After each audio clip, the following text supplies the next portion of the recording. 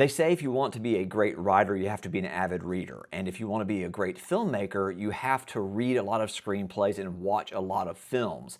And that means watching both good and bad movies. Because I think the more you watch, even the bad films, the more you can learn about how to elevate your own work.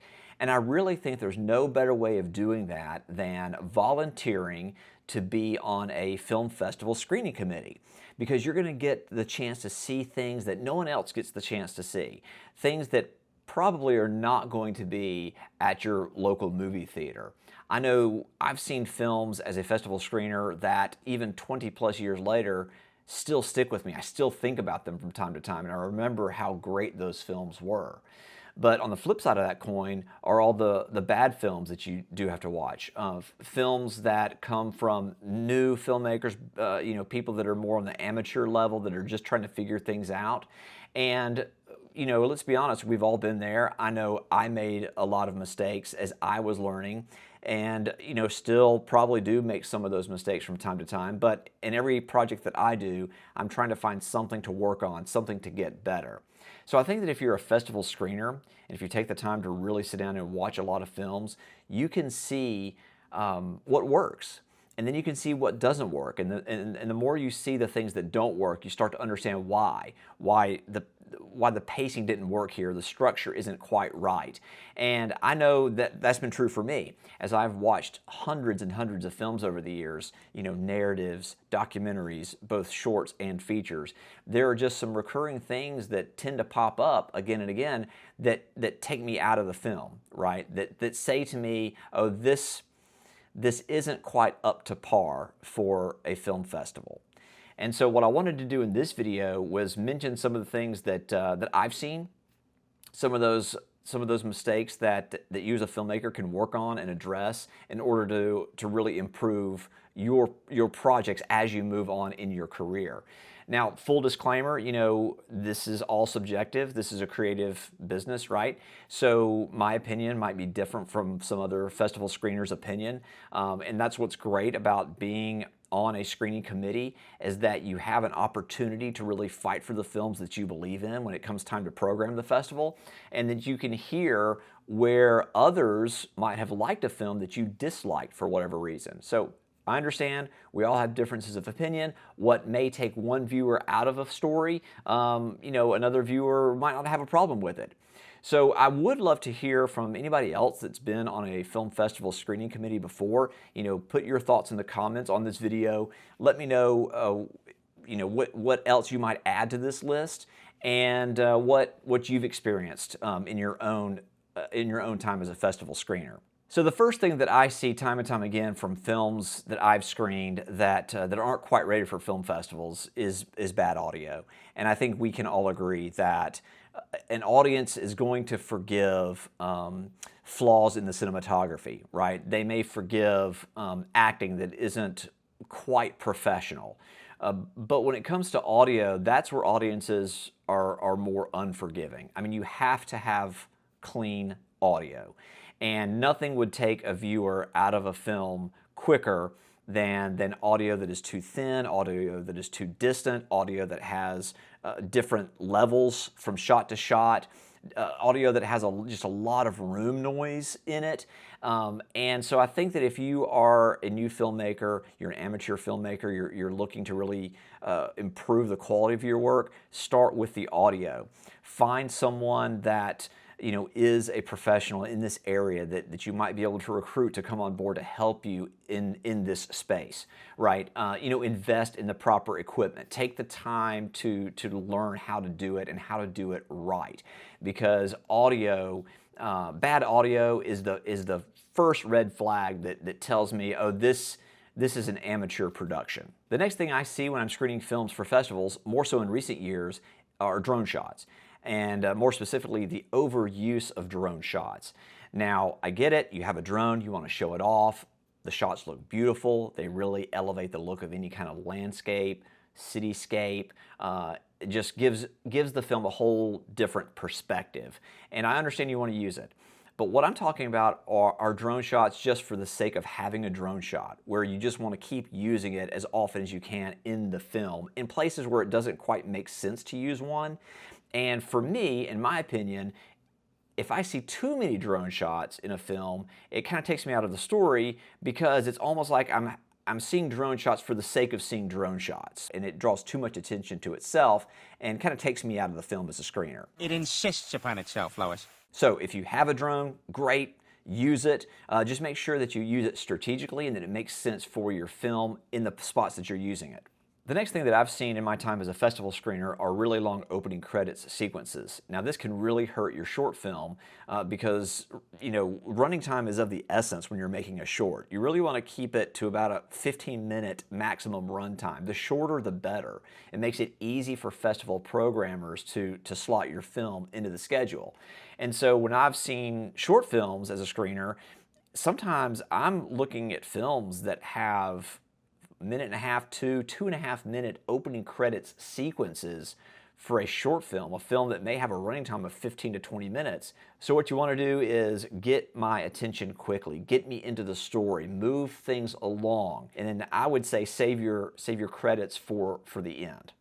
The next thing I've seen is expository dialogue. This is dialogue that is too on the nose. It's two or more characters sitting there telling each other exactly what they think, exactly what they're feeling. They just dump plot points on us as an audience and just tell us exactly what's going on. So what you want to do when you're thinking about ways to give your audience information is look for visual ways to convey that, right? Don't just rely solely on the dialogue to make this happen. Explore nuance, explore subtext. People don't always say exactly what's on their minds. Also think about the fact that as an audience, we enjoy trying to play catch up a little bit. And think about how you feel when you're watching a movie. Sometimes it's kind of a thrill when you as a viewer are trying to figure things out as the story goes along. But there's a balance, right? You don't want to give the audience too much information. If they know exactly what's going on and can predict what's coming, they'll lose interest. But on the other hand, if everything is too complicated, too dense, and you're not giving the viewer any information, they just get completely lost and tune out anyway. So there's a nice balance that you have to strike when you're trying to give your viewer information. You want them to be along for the ride, but you want them to be just behind your story, I think, to get them to kind of figure things out on their own.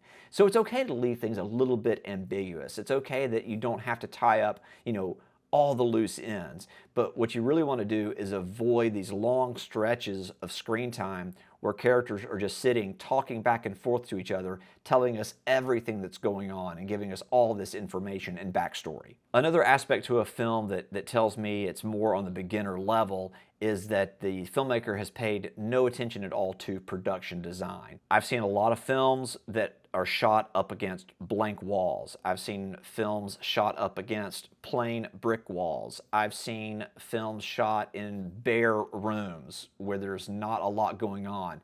You have to really spend some time paying attention to production design.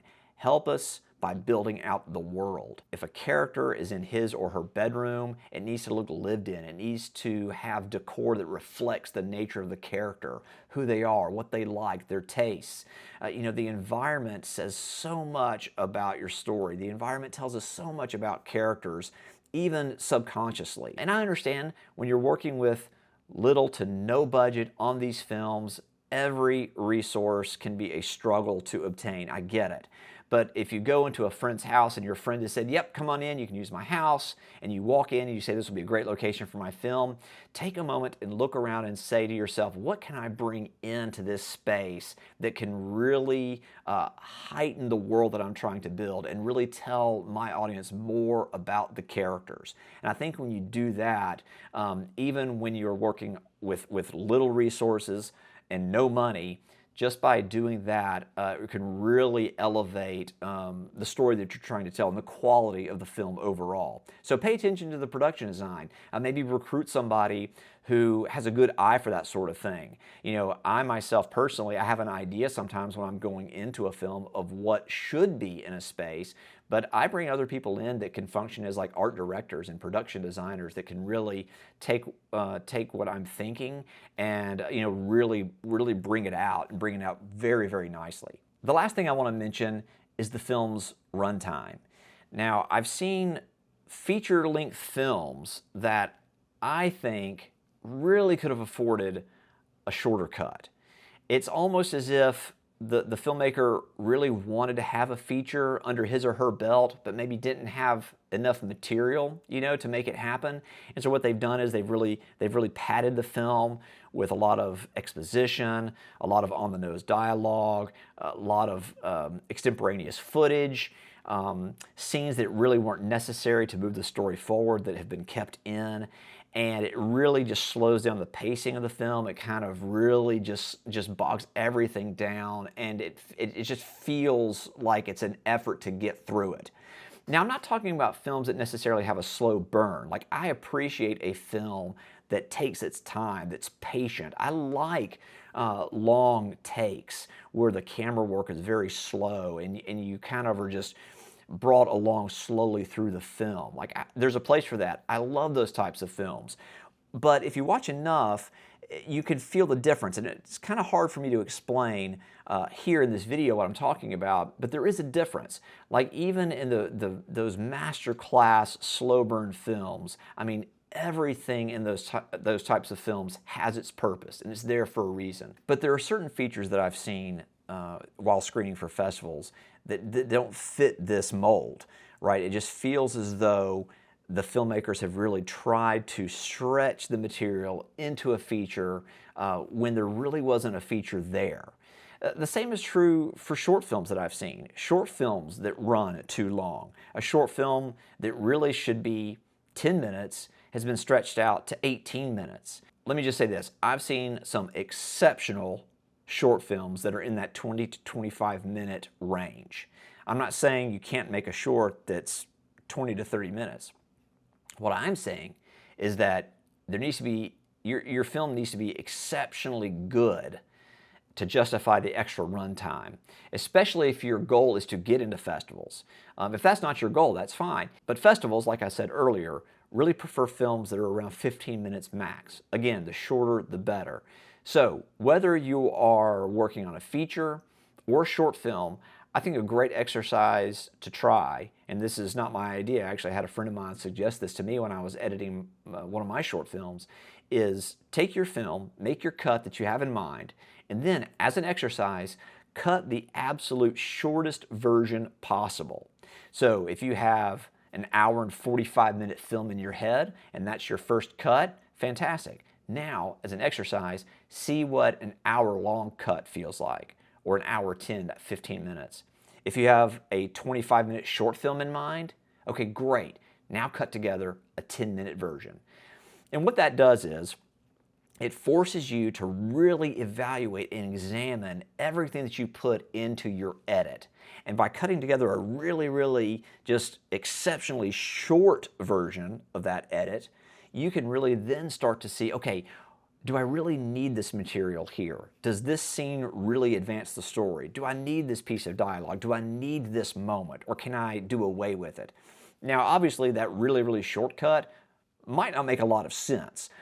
But that's okay, because it gives you the chance, like I said, to really evaluate what your initial ideas were and then see what's really working, what really isn't working. Like I said, all of these are just my opinions. This is subjective, but again, I would love to hear from other festival screeners about things that pull you out of a story, things that as you're making evaluations on those films, what are those things that pop up time and time again where you say to yourself, man, this film needs some work. This filmmaker isn't quite there yet. Because listen, you may have a great kernel of an idea, but there's something with the execution that just isn't working right. And like I said, I am guilty as anyone of some of these mistakes, and I'm still working through it to improve every project that I work on. And so my goal here is just passing along some of this information, things that I've seen as a screener, that maybe you've noticed as well if you've also been a festival screener. And we're all just working to better ourselves and to elevate our work. So I hope this has been helpful for you. If you like what I'm doing here and you want to connect with me, you can find everything that I'm doing online at linktree.com/Clint Till. Be sure to click subscribe here on YouTube so you know when new videos go up. Again, I would love to hear from you. Thanks so much for watching.